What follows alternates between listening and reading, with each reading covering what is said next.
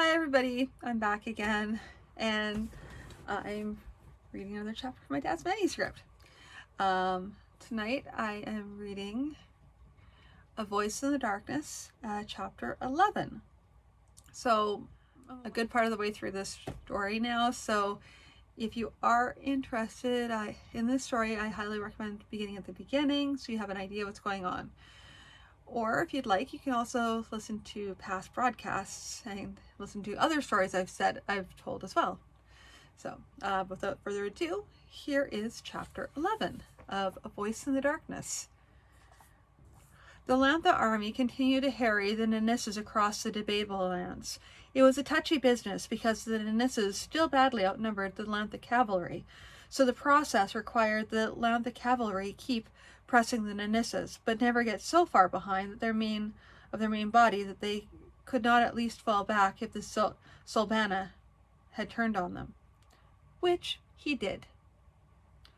"Hold up, God's blast you, hold up! Rally here, hold for the wagons!" The forward patrols had run into more Nanisses than they could handle, and had come rushing back in a panic to the main force. The Nanisses were following the Lanthas closely, so closely that the main body barely managed to form a line, such disorder was just what the Nanisses wanted. Arrows were flying, men were falling, and the Lantha line was crumbling. Dole cut a man out of the saddle who was trying to get around him. "Back to your ranks, blast you, hold for the wagons!" He'd long ago, seemed like an hour, sent a messenger to hurry the main body along. At this rate, there wouldn't be a lot for the main body to salvage.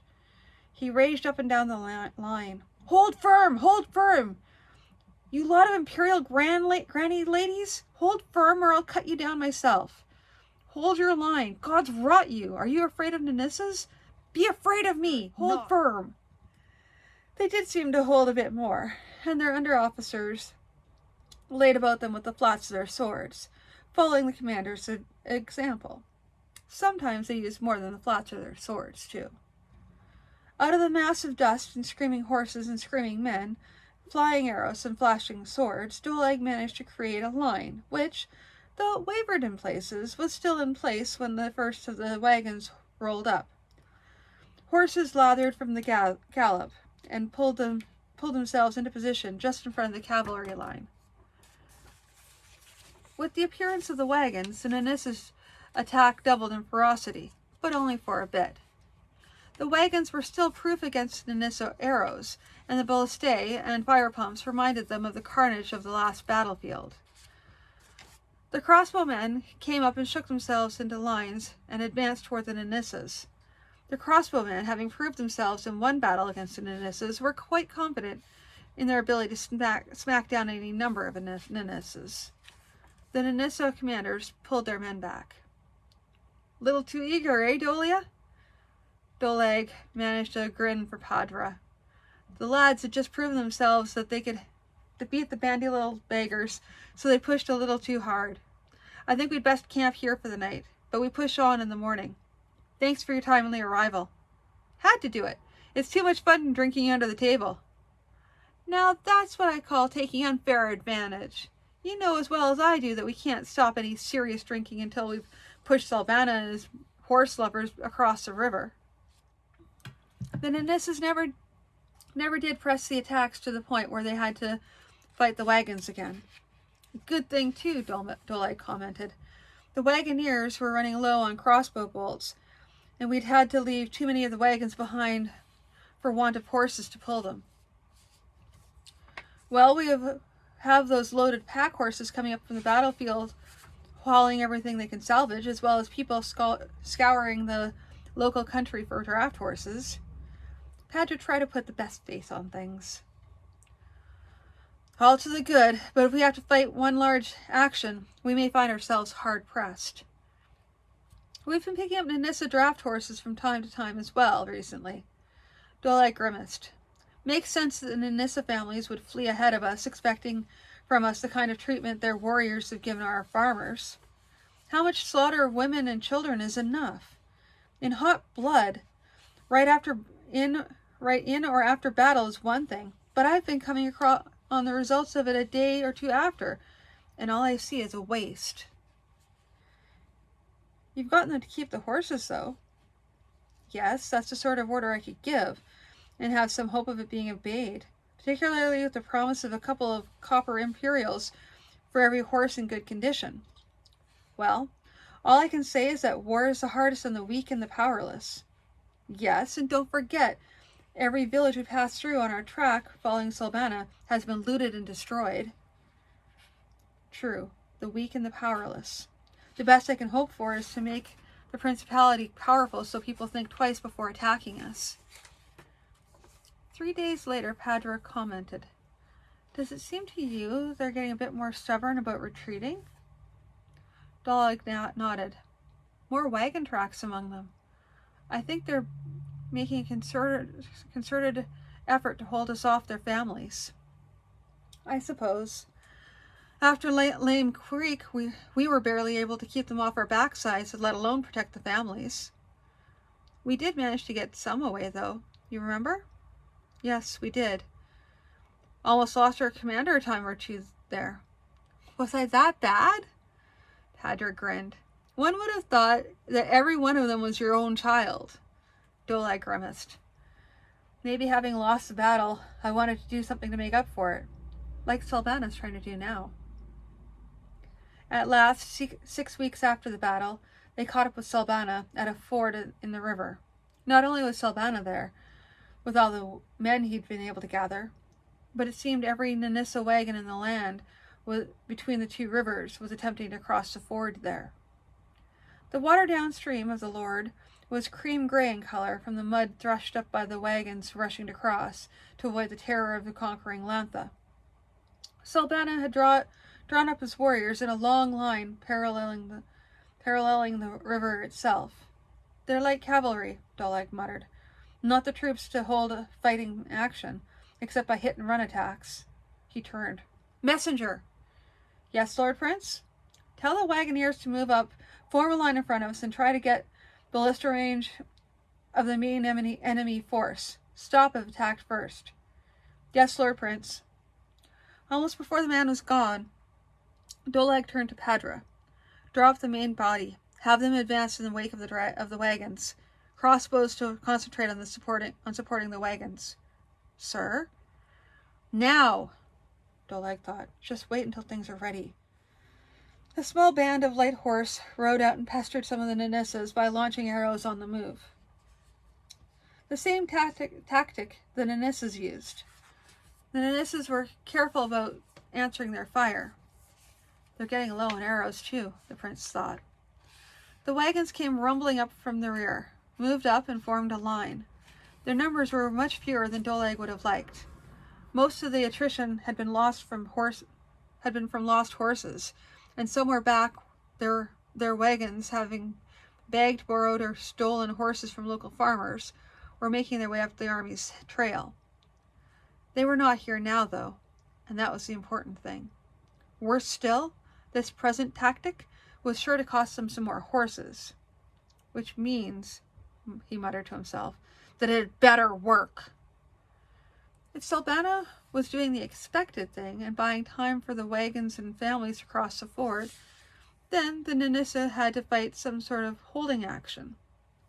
Lightly armed horse archers could not hope to stand up to the formed regular troops in any sort of close combat, nor did the Nanissas have space for their usual tactics of a feigned retreat to pull the enemy out of position, followed by an attack that could and would destroy the distorted army. When the wagons rumbled into line and advanced, Doleg thought he saw some nervous movement among the Nanissa who were formed and waiting their turn to attack, that is. The Nanissas who were engaged in the skirmish with the Lantha light horse were too busy to notice. "Two messengers!" "Yes, Lord Prince." Two voices spoke in chorus. "One of you off to the left, the other to the right. Tell the commanders of the light horse to withdraw the wagons." "Yes, Lord Prince." He watched them rushing off. It seemed he needn't have bothered with the message. The light horse to the left were already withdrawing. Well, that was the way of the light horse. They could skirmish with bows for some time, but they'd eventually have to either come to grips with the enemy, or they'd have to come back and resupply themselves with arrows. Since their orders had told them not to fight hand-to-hand just yet, they had to withdraw. The enemy, apparently having not yet run out of arrows, followed for a way, but they themselves recognized that this was an organized withdrawal, not a flight they could easily take advantage of. Salbana apparently still hadn't come up with a tactic he could trust against the wagons, not when the wagons were supported by strong infantry. Salbana apparently still hadn't come up with a tactic he could trust against the wagons, not when the wagons were supported by strong infantry. He allowed the wagons to come on unhindered. Aha! They were pulling around to their present sides to the enemy. He couldn't see the ballista darts at this distance, but here and there, an Anissa was knocked from his saddle. On occasion, the same missile appeared to take two, sometimes more, before its force was expended. Doleg wondered whether Salbana would actually keep his force in place to draw the 11th fire while the Nanissa families and their wagons crossed the ford. Well, he had no intention of testing that out, nor of allowing Salbana to invent some sort of spur-of-the-moment tactic against the wagons. Messenger, Lord Prince. To Commander Padra, have the body advance beyond the wagons. If the enemy attack, withdraw and form behind the wagons. Yes, Lord Prince. Now again, the terribly long wait while the orders were passed and carried out. This was one of those risky moves. All it needed was for some bunch of recruits to decide that withdraw meant run for your life, leaving a monstrous hole in his line through which Salbana could pour his horsemen. The wagons were deadly, but even they could hold the Nanissa off for so long if they had no infantry forces to support them. In fact, if the main body were broken up, the Nanissa need only bypass the wagons as they might any other fortification. Now, there the army went, shuddering along the line as people moved, then picked up their dressing as they went.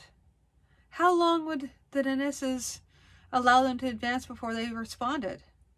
Salbana, of course, would be wondering what this was all about. Infantry did not attempt to attack cavalry.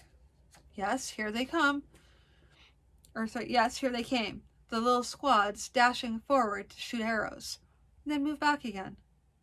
He could trust Padra to distinguish between that and attacking. The line paused a bit, raggedly, and there was at least one nasty-looking gap, about 10 feet wide, that Salbana might exploit if he were alert enough. The crossbows came up and sent their arrows into the approaching horsemen, emptying several saddles. Now more and more Nanissa were coming forward, riding in and out and shooting. Now the difficult part. The Nanissa response had built up to what could be considered an attack, and Padra had to withdraw under fire. A very difficult proposition. Divine care keep any of those lot out there from deciding that this was a retreat. But no, back they came, steadily, with a few gaps in the line, caused by this troop or that withdrawing faster or slower than the group on its right or left.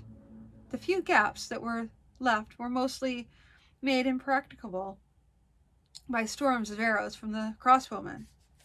Just as he had hoped, too, the Nanissas were drawn into the range of the wagons, which were high enough for the people inside to shoot over the heads of their own troops. The ballista, a little less effective against horsemen who were not always moving directly forward, added their bit. Now, Doleg shouted, and started his horse forward. The rest of the cavalry came along. Nope, it wouldn't be a real crashing charge. They'd have to make their way through their own infantry before they came to any grips.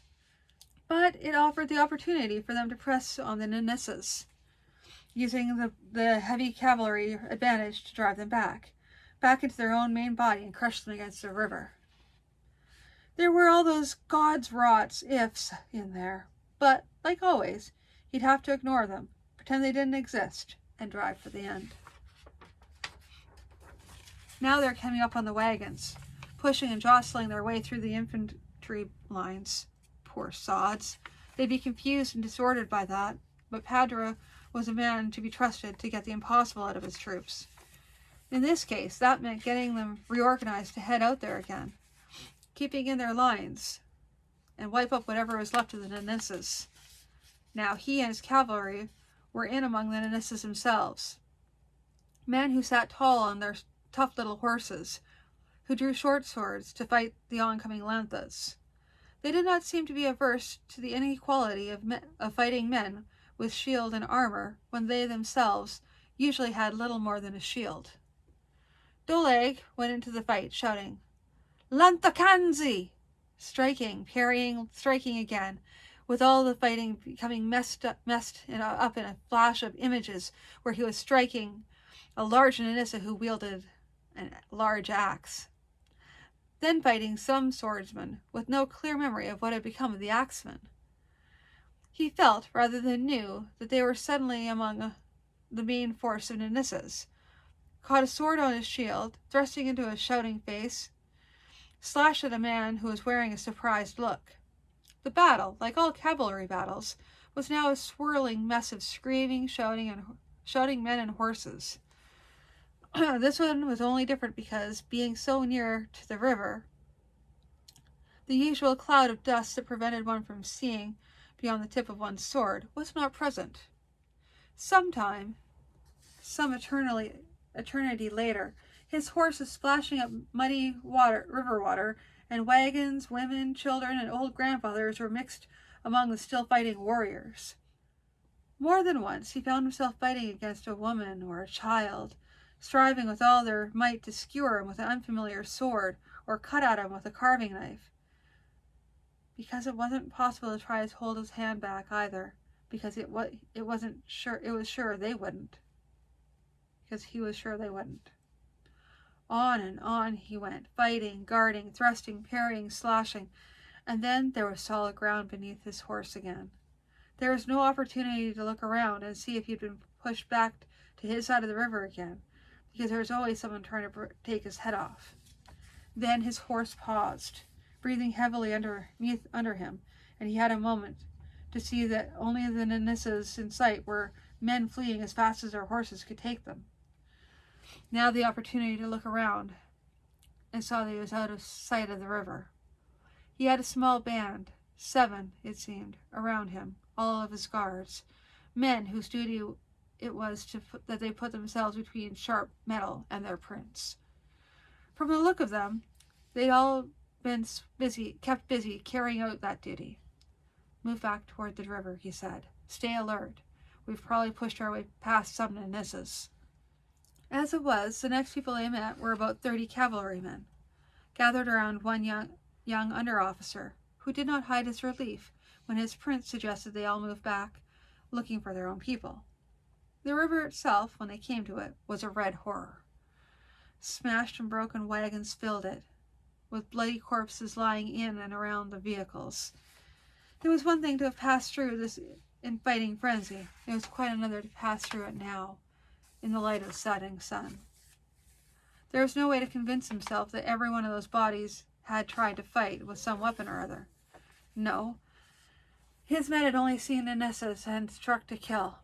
Was there no difference, then, between themselves and the Nanissas, who saw only lanthas and killed whoever could not be of use? He shook his head. No. Now was not the time to start asking those questions. The terrible truth was, any of those little bodies out there would have grown up to despise lanthas, and while philosophers might argue the terrible waste of war, none had found an answer, or at least not an answer that would hold back people like the Nanissas. He saw a soldier standing, leaning against an Nanissa wagon, wrapping a rag around what seemed to be a deep cut in his arm. He'd put off his helmet to see the job better, and Doleg thought the face was familiar. He rode over. "Do I know you, soldier?" The man looked up. "Dorshak Sujdag, Lord Prince. Eldaharg's crossbowman." "Dorshak Sewage dog? You were one of those we rescued from the Nanisses 2 years back. Yes, Lord Prince, I thank you for that. It made it possible for me to join the army, and thus be revenged a little on those horse-loving bandits. So I see. Take care of yourself, Dorshak. There'll still be more work for you. Yes, Lord Prince. Dolag sat in his tent. The battle had been done 3 days ago, and the army was still resting and recovering and gleaning anything off the battlefield that might be of use. In particular, weapons, armor, and still usable arrows. Pursuit of the Nanisses was not feasible. Not with an army of mostly infantry trying to chase a force of cavalry on the plains as it split up and split up again. It was not likely to bring them to a major battle again this season, and he doubted the wisdom of risking a loss of some larger or smaller party against a suddenly coalescing Nanissa force out there. A guard stuck his head in through the tent flap and said, Lord Prince, the scholar Borlus would like to speak to you. Fine, send him in. Borlus stepped in a moment later, bobbing his gray beard to Dolag in his usual sketchy attitude to protocol. Good evening, Borlus. What bad news have you divined for me now? Borlus gave the prince a grim look. If divination were as easy as some people think, everyone would know everything. However, I do bring you news of a sort. You will recall that I told you of the shaman's magical construct? It is on its way. It didn't arrive in time for the battle. The old wizard waved that away with a hand in front of his face. This is not a thing for battles. It is a thing of slinking murder in the night, of sudden killing rushes from hiding. I continue to learn a little more about it all the time, thanks to Gadaji and Badaji. I believe it must kill, from time to time, to maintain itself. Either that, or its mere making put in it a need to kill from time to time. How close is it? How? Now? Hard to say. It does not seem to follow a straight path toward its goal, and I don't know why that is so. I'm sorry, Lord Prince, but though some people, when they grow old, claim that there's nothing new, I find that I am continually finding new things, and some of them are very strange indeed. The way it travels, it would seem unlikely that it could arrive here at this place earlier than 4 weeks from now. I will continue to track its progress, of course, and warn you if it seems to be coming faster or slower. Please do. Okay, that's all for tonight. Thank you so much for tuning in, and I will talk to you again next week. Have a good night.